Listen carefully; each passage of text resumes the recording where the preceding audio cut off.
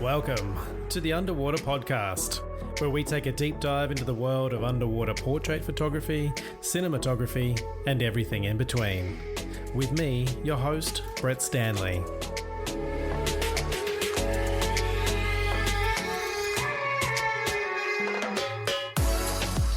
Welcome back to the Underwater Podcast. And this week, we're talking non-fungible tokens, or NFTs, with underwater cinematographer and co-founder of the Oceaverse, Ian Takahashi. NFTs have become a big industry over the last couple of years, and they can be confusing for those that haven't spent time looking into them. So I chat with Ian about what they are, and how creatives can use them not only as a source of income, but also a way of raising money to go towards ocean conservation projects, which is where the Oceaverse comes in. As a platform for promoting and selling NFTs, the Oceaverse not only showcases some of the best underwater creative artists, but they are reinvesting portions of the profits back into conservation. We talk about how Oceaverse is doing that, ways that cryptocurrency can actually help the environment, and how crypto mining could be the new meth house. Alright, let's dive in.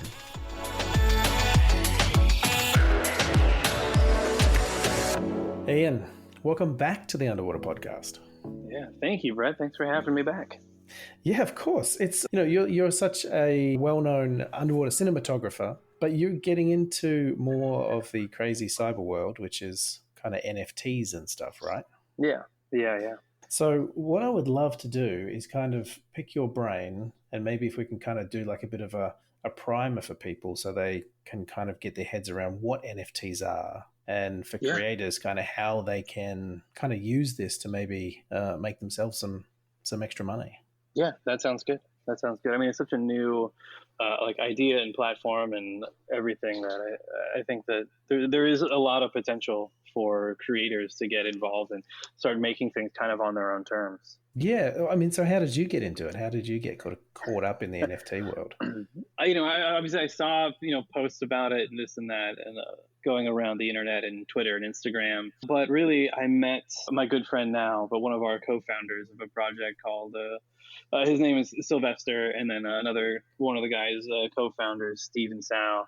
I met them. And we were talking about like the things that we love, like scuba diving, and we were all in the Philippines at the time. So, we were having, we love being at the beaches and the water is perfect. But, the problem there is that, when the tide changes, like sometimes it's like garbage just comes in off of the ocean. Right. And so you have these like perfect, pristine beaches, and then suddenly it's like just microplastic and bottles. And, so we started thinking, we already have our own careers in our own different fields. Like Steven, runs a venture capital firm, and Sylvester, is vice president at ACOM. Like he literally builds entire cities for a living. Oh, right. Wow. But we were thinking like, well, what can we do? We have all these different experiences. What can we do to help solve this? And, there's so many great conservation groups out there that are doing all of the work. And we're like, well, why start one to compete with that? Like, and so this whole idea of Oceavers kind of grew from there. And then we kind of fell into like, well, we know a lot of amazing artists.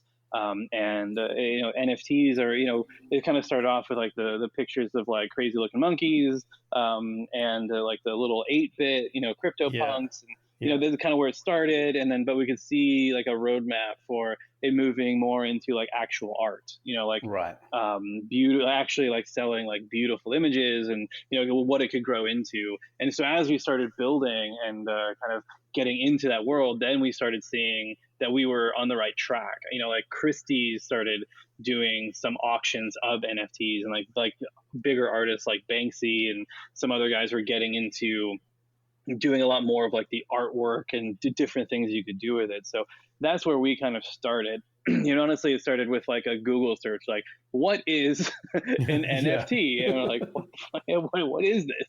And so then we saw like that there is no, there's just a definition of, non-fungible token. You're like, okay, great. Well, what is that? And then we're like, well, it could really be anything you want it to be. Like we wrote our own smart contracts.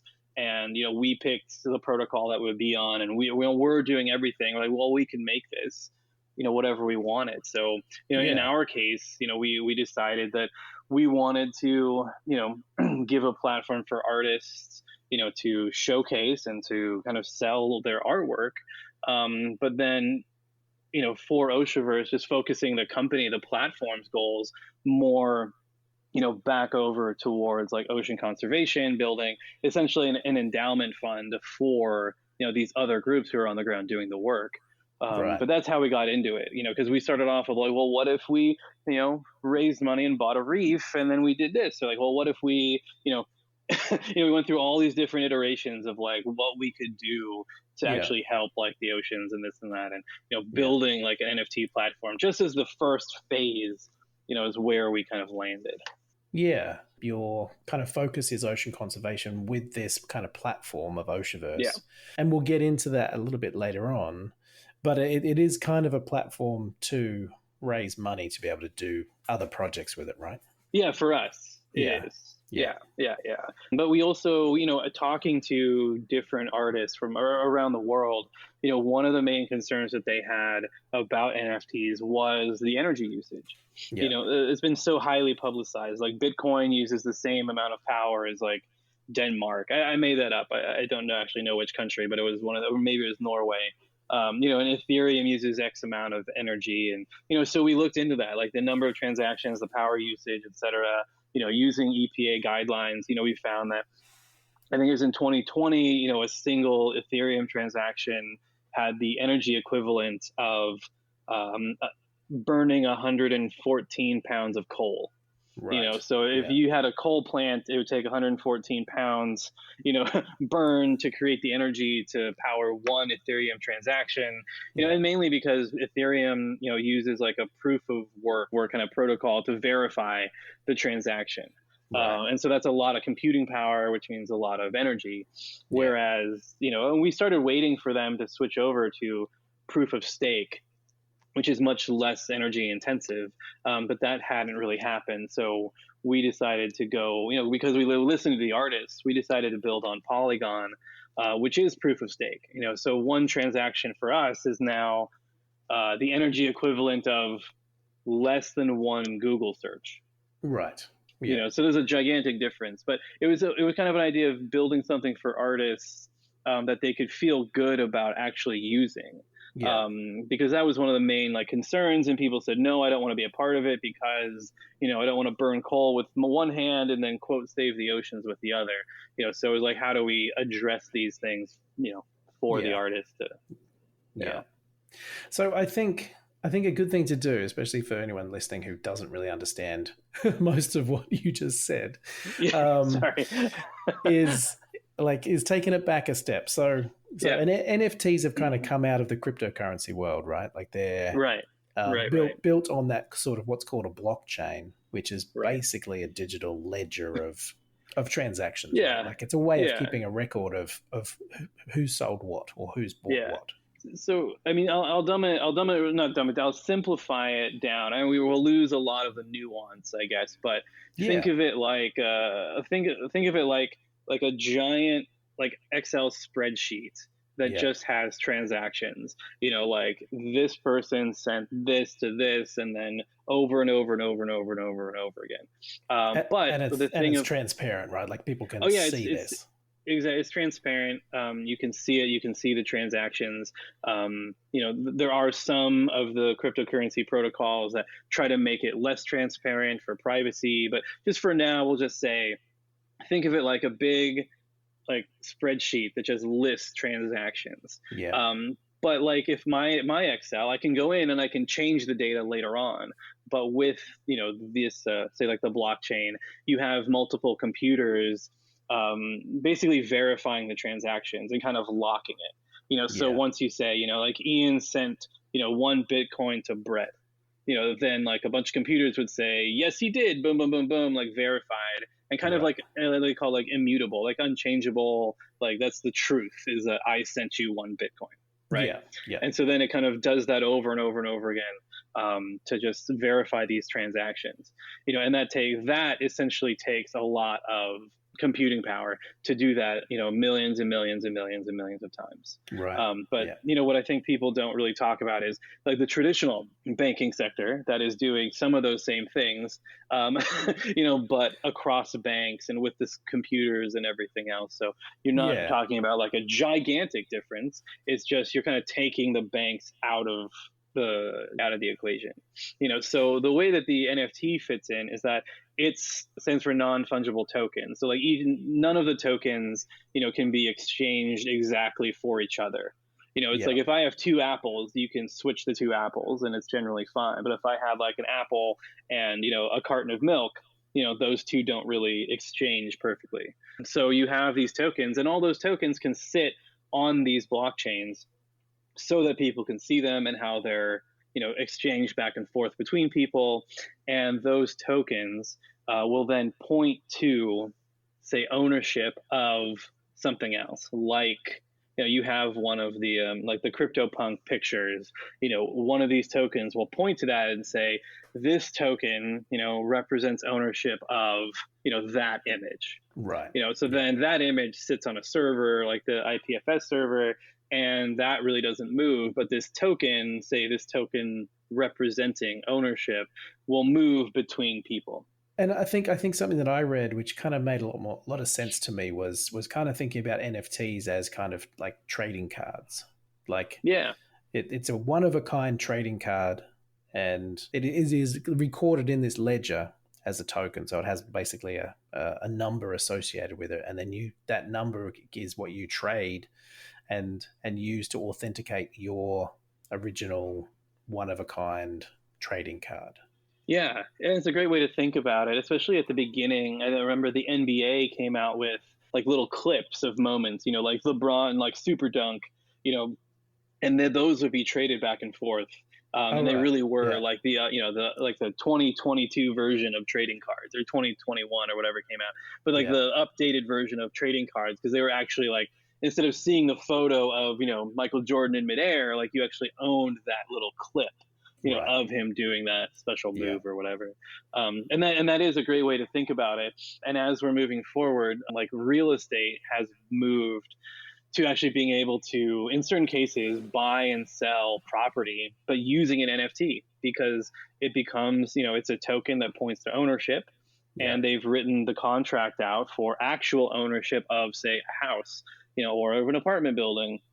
And this way it's, you don't have to go through all the different layers that it takes to buy real estate, traditionally. And really it's there, and you pay the money and you get the token, and now you have ownership of that piece of property. I think that over time, you're going to start to see a lot more of these kind of like NFTs working in the real world. And just because they're not there yet, but there's like thousands of people working on kind of like real like use cases for NFTs, and like, selling all kinds of stuff. So in that example of buying a house and then having the NFT kind of represent that house, and you were talking about the contract. Are you talking about when you physically buy that house, in the contract or in the like the deed, I guess, of that house is listed the NFT, the token number? So then it is kind of a legal kind of ownership. Yeah, I am not super versed in like exactly what those contracts would say, but when you buy a house, that you have a contract that you've signed between like the buyer and the seller, and this part of that gets sent to like the state so they can legally change it or whatever. So whatever that contract is that legally needs to be stated to transfer the real estate, can be written into that contract for that token. Right. So it can say, all the legal jargon for transferring real estate back and forth can be written into these contracts, because they are just kind of like open, where you can write in all kinds of different things into the contracts. And so when you're talking about contracts, because there's contracts, real world kind of contracts, like a contract between me and my employer or whatever. But there's also contracts online in terms of NFTs, right? Like there's an NFT has a contract that goes along with it. Yeah, correct. They're calling them like smart contracts, because you can program them to do different things, and automatically.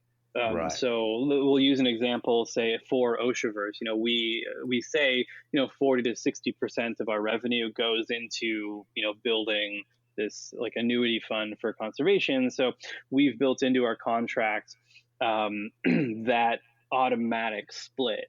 So when funding comes in through whichever channel, the moment it hits, like that smart contract immediately splits it into two Right. different parts, immediately sending that percentage that we claim to a different wallet that holds all those funds, and then the rest of it goes to our like operations wallet. So Right. you can, and Yeah. that's part of like that smart contract where there's no one sitting there saying, okay, well, this is that calculation, send it here, send it there, and there's no enough room for funny, the funny stuff of, oh yeah, sure, yeah, we totally funded that account. Right. It's Yeah. automatic, it's there in the contract, so like if you send us one Ethereum, or sorry, 100 Polygon, that say 40% is going to the conservation wallet, and 60% is going over to operations, or whatever Yeah. that percentage is that we put into the contract. And those can get as complicated and detailed as you want and are willing to spend for your development team to actually code it. Right. Okay. Yeah, because it's all in code. So there are some programs online where you can actually look at it and kind of see like a visualized version of it. Yeah. But it's computer code, which I can't read. Okay. Yeah. Yeah, But it is literally a set of instructions that goes with the NFT when it's sold. It is attached to exactly. it, so that anytime there's another transaction on that NFT, like I sell it to someone else, then that contract gets invoked and gets processed, and whatever I've said in there in terms of the terms of the contract gets Yeah. executed. Yeah, exactly. So like let's say you own an NFT that's supposed to get one Matic sent to it every day. Let's Yeah. just pretend that that's a thing that happened. And so then if you sold that to me, then automatically that Matic payment would start coming to me instead. Right. Yeah. Whatever is written into that contract, will go to the owner of that contract. Yeah. And that's why. So when I first heard about NFTs was probably early last year. Lots of my friends, photography friends, had were starting to sell their images as NFTs, and animators and stuff were kind of doing some cool animations. So these sorts of things they were selling, and then what they were saying was that I would sell this for 1 Ethereum, and then if it gets sold again, so people collect these NFTs because they want a series of them, or they like what they're getting, or they'll collect the one artist's worth of stuff. But if they then ever sell that NFT to someone else, then the original artist would get, say, 10% of whatever it's sold for Yeah, perpetuity. For as long as this thing exists, they're always going to get this kind of commission back on it, which I think is amazing. it is. And again, that's all part of like the contract that's written. So you can have a royalty system like that built in. Yeah. And you can pick 10%, 30%, 5%, 1%, or 0%, whatever you want it to be. But it is kind of a great thing, and that has kind of become like an accepted part of it, where the original artist will continue to get, say, 5% of that sale price, over and over and over and over and over again, which is really great, especially if what you've created becomes one of these, like, oh my god, it sold for 800 Ethereum, then if you had just sold it outright, you wouldn't get it. The way that some artists, when their art sells at Christie's for 110 million, the original artist doesn't really get a piece of that. No. Whereas here you can get that royalty system. So, it's great, especially if you have, one or even like 10,000 different pieces out there. As they move and change hands, you're getting a little bit, is dripping back into your account all the time. Yeah, which I think is great. The other thing that people were doing as well, and I'm not sure which platform this was, but if you create an image, or if you create some footage, or you create an artwork, and there are other people involved, say a model or a hairstylist or whatever, you can actually credit them on the NFT, and and give them a percentage of the ownership of it, I guess, or the the commission of it. Give So them. it makes it. You can give them a piece of the commission on it. You can give them a piece of the royalties. I mean, that's why I'm just kind of saying it's kind of like the Wild West out there, because you can build these contracts to say, almost anything, and you can layer them. So we're doing for Oceavers, we have that like automatic split towards our, the Oceavers fund, and then to our operations. But then we can have that as a sub layer and have another contract on top. Say, let's say we partnered with you, Brett, and we're like, okay, Brett's going to launch, 10,000 images for this other project, and so then, we have a split with you. And so that automatically goes to, Brett's wallet, then Oceaverse wallet, and then that goes to the other contract, and then the Oceaverse wallet then splits it into the two that we had already said. Then if you had a model that you were working with, you can build that into the contract as well, so that she gets paid or he gets paid and you get paid, and it just splits it up automatically. And then there's no, it also makes it a lot more transparent and easy. So no one's like, but I thought you sold it for 10 Ethereum, but you're telling me it's only 8. Like it's all there. Yeah, exactly. Yeah. You can go and look at it and be like, no, Brett, you sold it for 10. That's right. No, look, it is 8. Like I'm legit. I'm giving you, you got what you were supposed to, because it's all in the contract. It's a set split. Boom. Yeah. So, and it's all kind of verified and kind of notarized, I guess, like by computers. That's a good way of putting it. Like it's notarized by either the proof of work or proof of stake kind of systems. So if there's a creative out there who wants to sell their stuff or turn something into an NFT, what are the steps that they need to do to be able to do that? Oh, well, one is to pick a platform that you want to kind of create that image and sell that image on. And there's so many out there. Just quick Google search NFT platforms, and different ones will pop up. And when you're saying platform, you're kind of talking it's kind of like a gallery. Yeah, exactly. Like it's a place where NFTs are sold and traded. Yeah, I think of it like a marketplace. If you're to say like you want to sell, socks, you can go to Amazon and you create an account and you put your picture of your socks up there, and someone comes along and buys it. Yeah. It's sort of like that. You pick the marketplace or the platform that you want to be working with, and then they all have slightly different ways of doing it. But essentially, you can just have an account, and you probably need a digital wallet to link to it so they know who to pay. Yeah. And then you can upload your image, and sometimes it's as easy as uploading the image and saying mint, and then boom, it's there. There are other ways of doing it. Our friend Patrick Lawler, who's in our industry as well, he has done a couple of them, and he did it through a separate website of his where you kind of minted it just directly off of his website. Right. So he uploaded everything. It was kind of randomized, and then it went directly onto the Ethereum chain. So when you opened up like OpenSea or Foundation or any of these that are built on like Polygon or Ethereum, then it popped up in your account because it's in your wallet. So it shows up on the platform. So you could then turn around and sell it on different platforms and marketplaces. Right. Yeah. But so say if someone here was like, I have this great image I want to sell, and I have my laptop. I mean, it's pretty straightforward. I think the hardest part, the most complicated part, is choosing and setting up your digital wallet. Because that's what needs to link to the platform marketplace website. And that can be a little bit challenging. It's really not too difficult, but you need to know some terms. And so the digital wallets are just it's kind of like a number, like an account, really. Exactly. That's linked to the blockchain and also possibly linked to your bank so that you can actually transfer funds into it. And then they have some Ethereum or Polygon.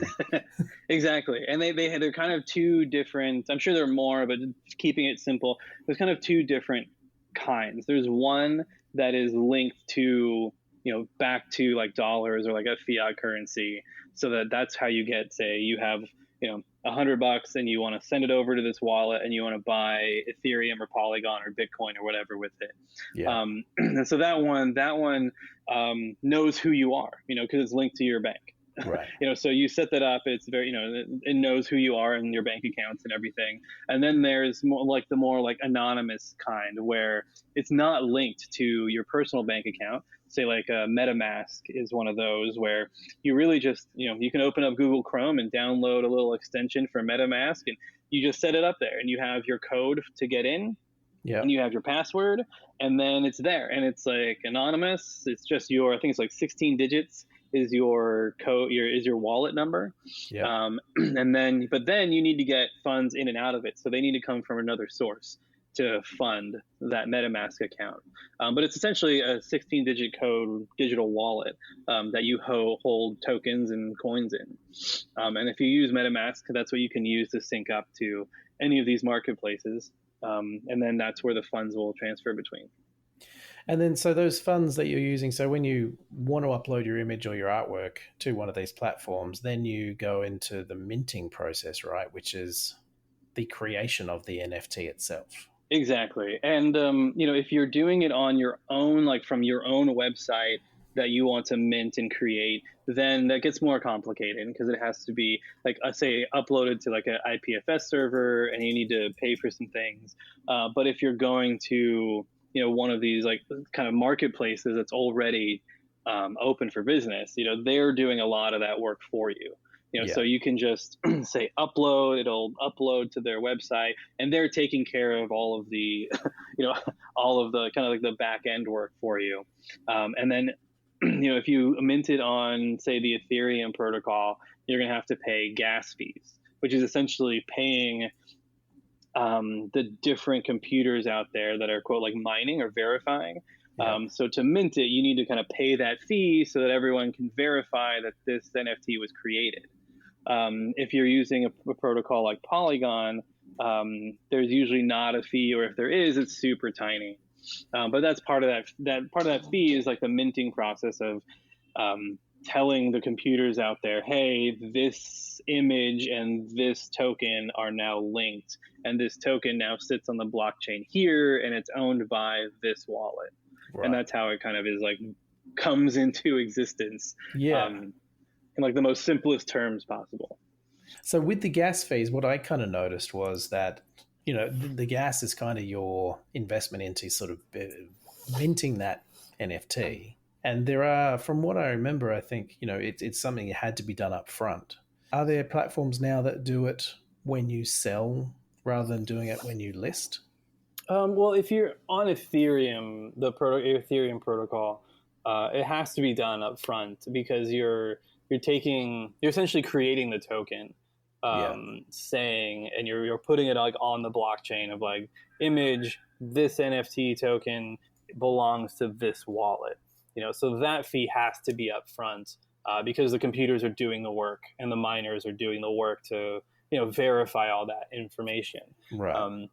And so that gas fee goes up and down depending on the price of Ethereum because you're paying in GUI, I don't know how to pronounce it, but GWEI. It's like the fractionalized Ethereum. Yeah. But there are other protocols. So like on Polygon, I don't think there is a fee. Right. So I think if you're doing it on Polygon, you can mint your NFT and it costs nothing to do. Right. Depending on the platform, there may be a platform out there that does charge. I don't, but I haven't seen one.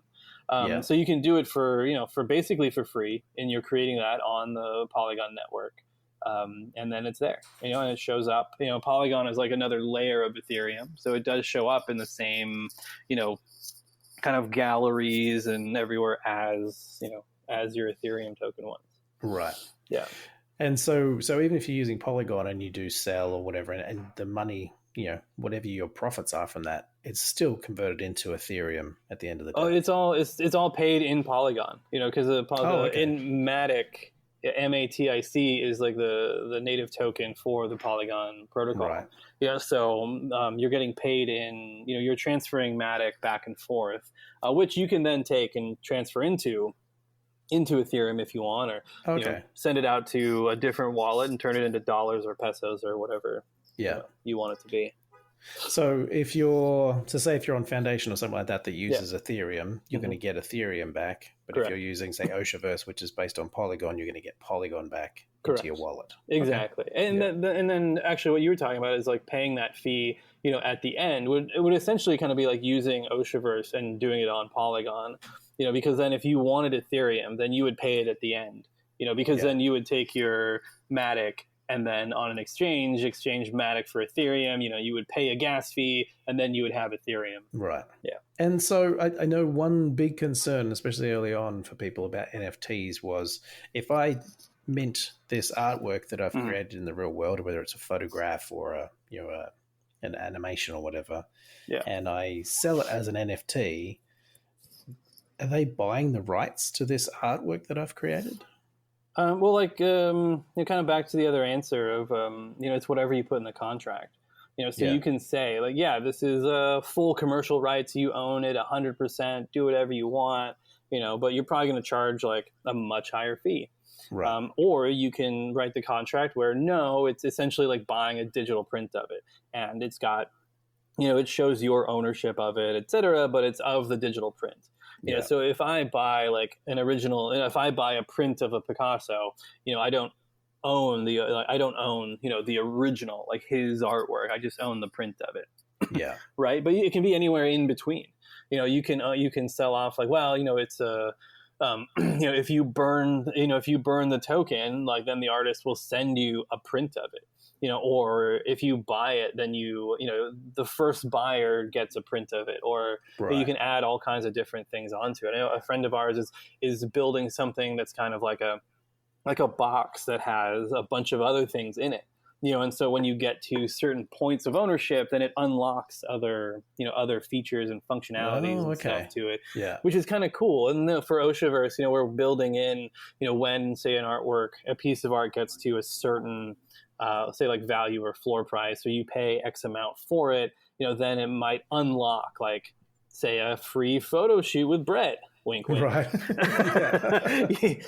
Because you can program in whatever you like. We can, we can build in these different things, but it doesn't mean that if you mint an NFT and then like sell it, it doesn't mean that you suddenly lost all your rights to the image.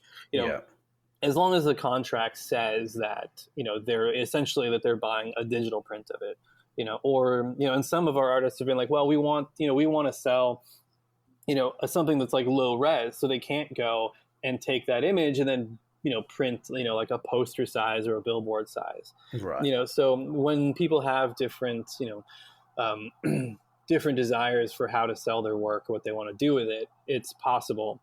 If you're going through a marketplace platform, then you need to see what their contract says and what they're offering. Because you're using their contracts, you don't necessarily want to just go do it blindly. Yeah, because you don't know what you're actually agreeing to. You don't know what you're really selling. Exactly. Yeah.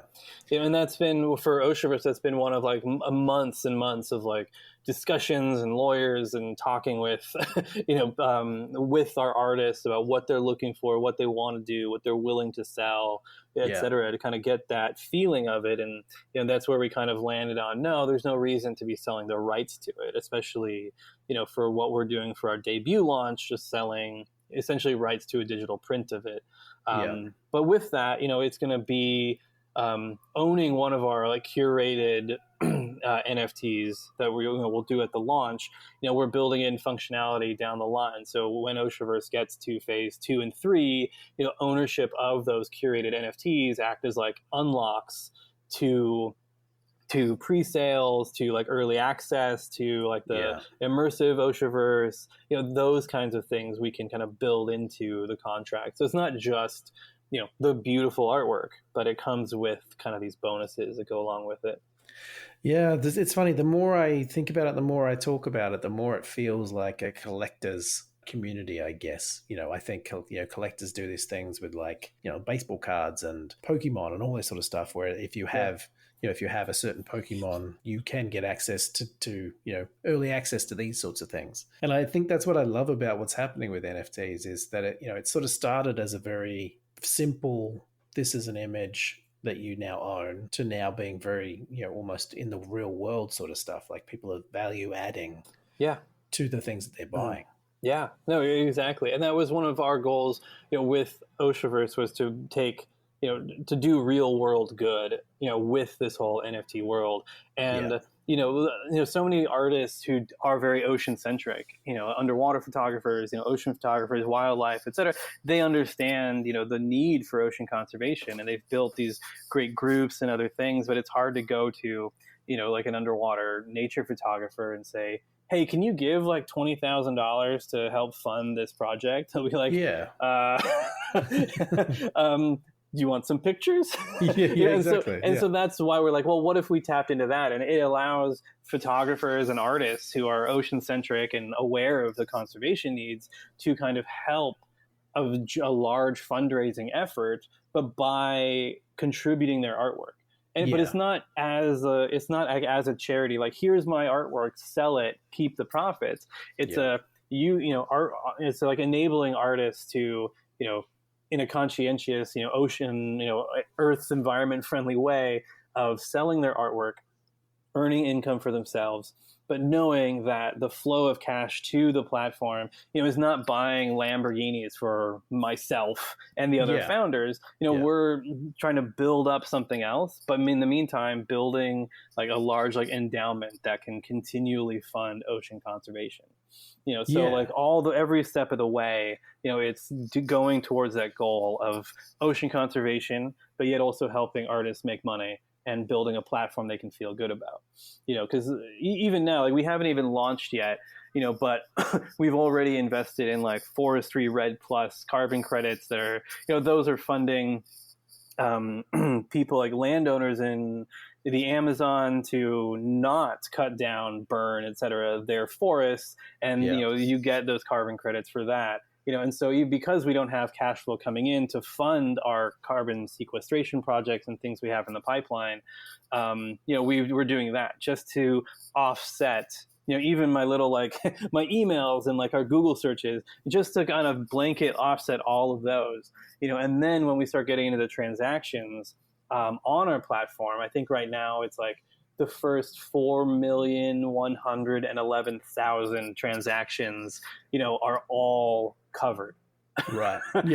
So until we do 411, 4,100,000, blah, blah, blah, plus one, we'll have a negative carbon footprint.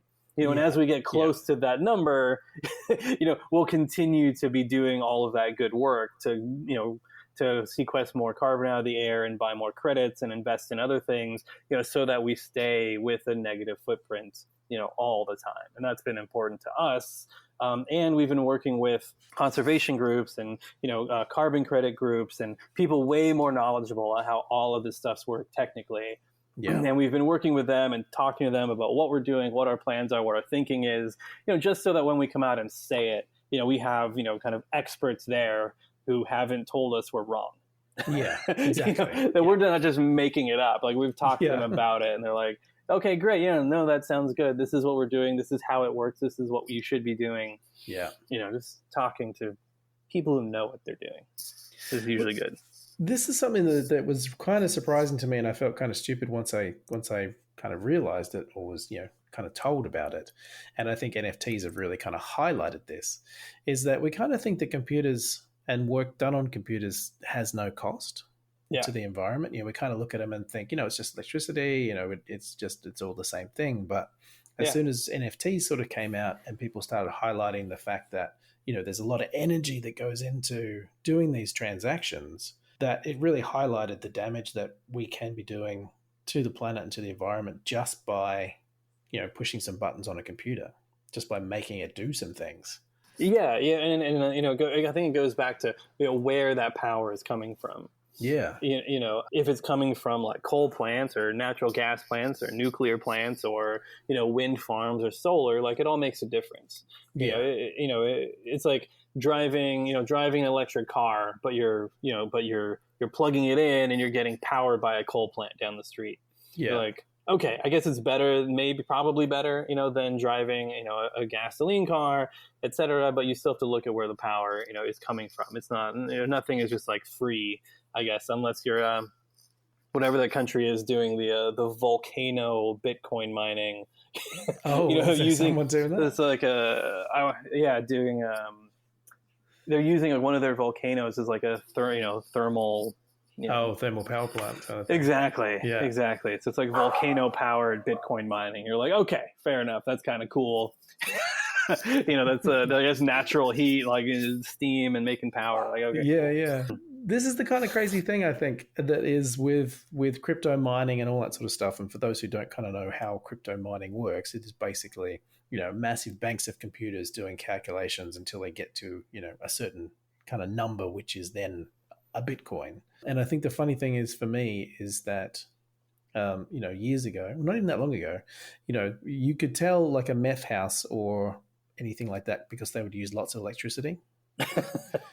But now it's generally like Bitcoin mining because that's when, they're sucking all this power in. And I think that's the thing is, a lot of people are setting up like crypto kind of mines, in like squatting in people's houses and stuff who've gone away so they can steal their electricity. I think it's an amazing new world where we're doing these things. Yeah, especially I think there was a story of a guy who built like these little micro mining rigs and would go sit in Starbucks, and we would plug in to the Starbucks power and would use their Wi-Fi, and he would sit there and drink coffee, and like he had a little bank of like USB drive, little USB drives. They were like these little micro mining rigs, and he would just sit there and it would just mine, on Starbucks' Wi-Fi and Starbucks' power. It's such a bizarre world. It's so strange. And I think it fluctuates as the price of Bitcoin goes up and down, compared to how much power that you need, especially when they do, as the rewards like half, so now you need to do like twice the amount of work, which is twice the amount of power, et cetera, to get the same kind of rewards as you did before. Right. And that's why so many protocols are looking at going to proof of stake instead of proof of work. Because it lessens that amount of power that's being used, because that's what's been brought up, all over the media and everywhere else. And, people complain about Ethereum gas fees, and, it's a whole, you can't really encompass what's going on in the crypto world in like a sentence, because you jump on like Twitter and you're just like, what is this craziness here? Or like just, you kind of peek into some of those discords and things and you're like, okay, you lost me a week ago. Yeah. Because there's some crazy smart people in there doing all kinds of, creativity and math and stuff. Well, that's the thing too. It's all algorithmic. Like everything about this is an algorithm. And I think when they come up with a new algorithm to do the calculations that they're doing that is, faster or uses less energy, then, that's something that is, that's money. If you can lessen the amount of energy you're using to create these things, then, you're suddenly more efficient and you're suddenly worth more. Yeah, it's a crazy world. So the other thing that I want to touch on as well is, and this is a good reason to sort of get involved with Oceavers, is that, you can go and mint your creations, you can go and put them up on a platform, but if no one knows about them, if no one knows that you've done it, no one's going to be there to buy it. Correct. And I think, that's the other half of the NFT equation is actually getting eyeballs on your stuff to be able to get people to invest in it. It is. So much right now is just like a giant hype machine, of getting people to be there and see it. And, and it's being out there talking about it and, getting, like you said, getting eyeballs on it. And there's a whole like business that's grown up around just doing the hype. If you go to so many of go on Instagram and look, just use like hashtag NFT, and you'll find so many accounts that are there with the sole purpose of promoting NFTs. Yeah. So if you go to the Oceaverse Instagram account, and I put the hashtag NFT underneath, the first 5, 6, 10 comments are all random people, bots basically saying, hey, DM it to these people. And they want you to send it there. And then those people are like, oh, well, for 0.2 Ethereum, we'll put it out as a story and we'll do this. We have 1 million followers, et cetera. And so we haven't gone that direction. But you can pay people to promote it. You can pay them to try to get it out in front of more and more people. There's whole companies built around hyping through Discord. Yeah. You know, they're like, they have like a, you know, across all their platform, all their different accounts, they have like 500,000 people, you know, and then you can pay them to jump in and, you know, just promote your project, which you need. You know, Yeah. I for fun, I put one image up on like a OpenSea account, and I've done zero to tell anyone about it. Actually, this is the first time I've told anyone that it's there. You heard it here first, people. Exactly. Exclusive. It's super exclusive. But it was just there, and I was just like, and literally no one's clicked on it, and no one's seen it. But No. like, I mean, why would they? You know, there's so many accounts. Like, there's no promotion. I've done nothing. It's just like hiding there. And I also priced it where I don't think anyone will buy it. Right. But just to see like what would happen if I did absolutely zero. Yeah. So that is the other thing. Like, you can't, you know, you can't just passively like put it up and like hope that somebody buys it. You know, you've got to be vocal and active, and you know, if that means being on like Twitter and around Discord and doing things, you know, you've got to. You know, but again, like Patrick Lawler has a couple great projects, but he's fantastic as well with Discord and being active and hyping it up and in a good way, and like talking about it and getting people excited. And you know, I bought one from him. You know, like. You know, I looked at it and was like, this is cool. And then it was just such a cool thing he was talking about. I was like, yeah, why not? Like, this is fun. So, you know, if you look at my little NFT wallet, there's an image of mine that no one's looked at, and then there's one of Patrick's. Right. And that's it. Yeah. Well, I think that's the thing too that you have to remember is you know, like, it's not like people are just walking down the street and see this and go, oh, I want to buy that. You know, a lot of these people who are investing in NFTs are collectors. You know, whether they're collecting, you know, a certain artist's kind of stuff, like they're trying to collect all that artist's work, or if it's just stuff that has a theme, you know, it's getting into that stream somehow. Yeah, and it's so weird because some of it is all about like rarity and unique images, and then some people are more into like, well, what's the use case for it?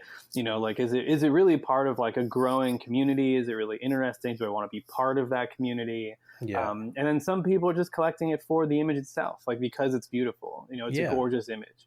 You know, and so, you know, in building out like what our debut launch is going to be, we've found, you know, incredible artists from around the world. You, of course, being one of them. Who create like really unique, interesting images from, you know, all different kind of niches of, you know, of like what art, you know, and ocean-centric art can be. I mean, of course, everyone knows your work, but then, you know, we have like Amy Solomon, who she does like anatomical collage, which honestly, I didn't know that was a thing, but like we loved her work, and then that's what she described it as that, and I was like, oh, and then we looked it up, and it's anatomical collage is something that people do, and it's really cool looking, and what she was making was just incredible. You know, another one of our artists, Christy Lee Rogers, you know, is like the pioneer of, you know, Baroque style underwater photography. Yeah. You know, her stuff is amazing. It's incredible. Like Apple has commissioned her to make pieces for, you know, like their headquarters. You know, her work hangs in galleries around the world. And she's actually like right now she's creating a piece specifically for our launch. Right. That's just for Oceavers and et cetera. So I'm super excited for that, to see whatever, you know, it is that she came up with.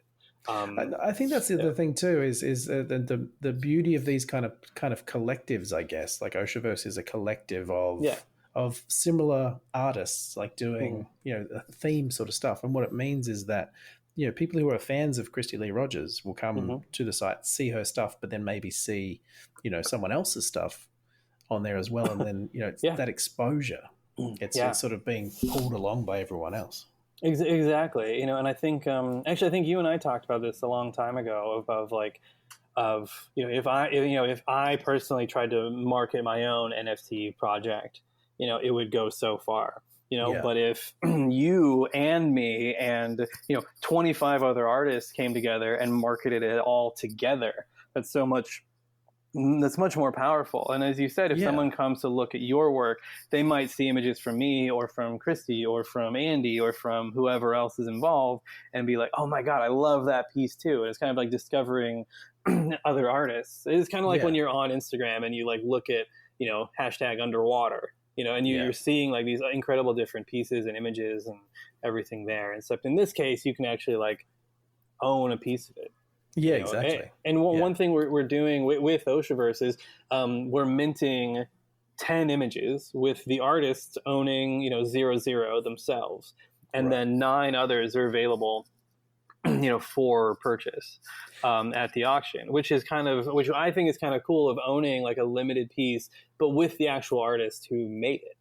Totally. I want to buy one just, to say I own something like with Christy Lee Rogers. Like her work is incredible. Like, oh my God, like I want one of those. Or even, Felix Hernandez, who he's a miniatures photographer, but like on a whole other level. Like just absolutely look him up. It's incredible work. And, he sent me the image that he's putting up for us. And, I looked at it, I put it up on our big screen TV, and I stared at it for like at least 10 minutes. And I was getting like all emotional just looking at this image, because it's, everything from the actual image itself to the expression on the child's face and all the different pieces, just this visceral reaction to it. And it's like, I need this.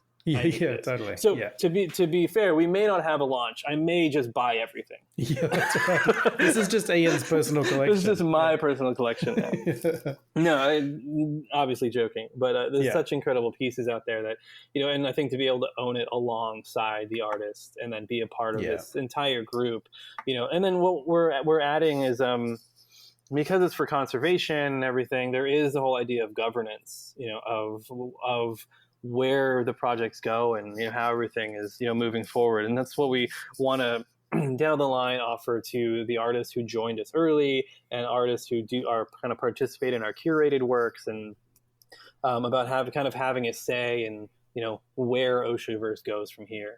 In terms of using that fund that you're going to have to be able to do some real world projects. Exactly. And who gets to nominate conservation projects and groups to be funded, who gets to, decide, who actually gets funded and for how much. And, those are all important things to do. And, it's part of a whole learning process, because, not everyone who is, an art collector also understands the ins and outs of conservation and of like funding projects. Totally. But it's like fun walking this line of building a community, but also doing some very like highly like technical and like financial things as well, where you need like specific expertise, but then also having people who are part of the community like weigh in on what they think we should, Oceaverse should be doing, and the direction that they should be moving. So none of that's like super ironed out, but there is a roadmap that we've built for moving that direction, and we have some great people who are involved as artists who also have background, like decades of backgrounds of working in the NGOs and charities, and who are helping us with that insight and how to build something that's, part of the community, but also resistant from, outside groups coming in and buying up all the tokens and then taking control. Right. Because the last thing you want is like, X corporation, coming in and saying, oh, well, let's just buy all of this up. And then, no, spilling oil in the ocean is not the problem. It's really, that's right. It's really the boats, it's really the fishermen. They're the issue, so that, we don't have those, outside influences, changing the real narrative. Yeah. You've got a bit of a firewall kind of set up where it's separate. So exactly. Yeah. And with people who have expertise in that area, to kind of guide us. Yeah. Hopefully this has kind of made some sense to people and made some things clearer about the NFT world, and how to get involved in this stuff as well. So Oceaverse is out there. It's oceavers.io online. Check out their Instagram as well. And for me, it's a massive, huge honor to be in amongst all these other amazing artists who are contributing their work to it, and being in that curated kind of collection to me is just it's mind-blowing. Yeah. Well, you were one of the first people we talked to. So thanks, man. Yeah, of course. Appreciate it. And for me too, building it, I mean, I've the first calls were to people who I knew, like you, who do amazing work. And then as we kind of grew, it's been incredible to meet and talk with artists from all over the world that I didn't know. But then as we started building it, I have my own like kind of online reputation for my work, and that kind of helped get my foot in the door and get the phone calls with people and all of that. But then just talking to them about what we're doing and how they can help and be a part of it, and listening to their concerns and trying to address those has been a really amazing kind of like journey and learning experience, and trying to match their concerns with like what's technically possible. And it's been a wild ride. Oh, plus also working. Oh yeah, and like, as well. Yeah, on top of all of this. But we have, not like it's not like you've just been sitting on your butt just doing this. No, it's not. No.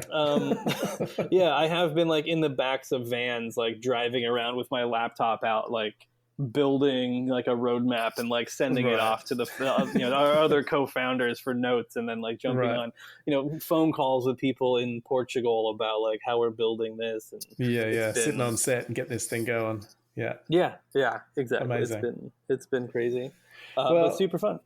Yeah, and it's amazing. It's going to be exciting to see where all this goes, man. So, so I appreciate.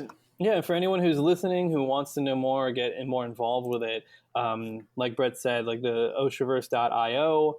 You follow us on Instagram, Twitter, all that kind of stuff. But then also our blue list is open. So it's just collecting names of people who want to access to the auction, and then we'll open up the whitelist at some point here in the future. And that's when you need to have your wallet and get connected. And that's the much bigger thing, but that's the next step. Great. Is doing that and seeing who can be part of the whitelist and getting them on there, so that when we do launch, there'll be people there and you have access and see all its great images. And some of the images we'll reveal ahead of time, and some really won't be even available to see until the moment of that launch. Right. Yeah. And I'll have to mention, we do have a couple people who are in that like legendary status.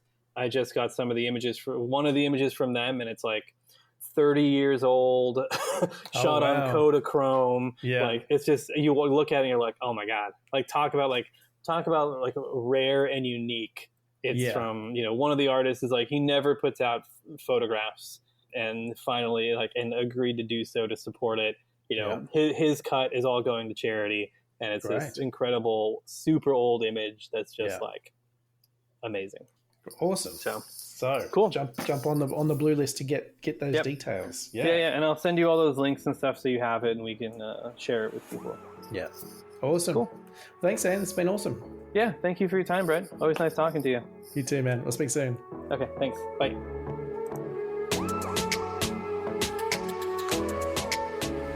Thanks for listening, everyone. And as always, if you like the podcast, please subscribe, review, and share. If you'd like to support with the production of these episodes, you can purchase our very cool merchandise at theunderwaterpodcast.com. We've got branded coffee mugs, stickers, beer cozies, and posters featuring our amazing illustration and logo by Joe Hodino. If you'd like to connect with us or learn more about our guests, you can reach us at theunderwaterpodcast.com or on Instagram. We also have a Facebook group where you can discuss the episodes and even get your questions answered by our guests. There's a link to it in the show notes. Also, don't forget about Waterproof magazine, showcasing the best in underwater art. Read it online or purchase a print edition at waterproofmag.org. You can learn more about my underwater photography workshops and mentoring at brettstanley.com or Brett S Photo on Instagram. The Underwater Podcast is presented and produced by me, Brett Stanley, and our music is Neo by Oh Boy. Keep creating, everyone. I'll see you in the water.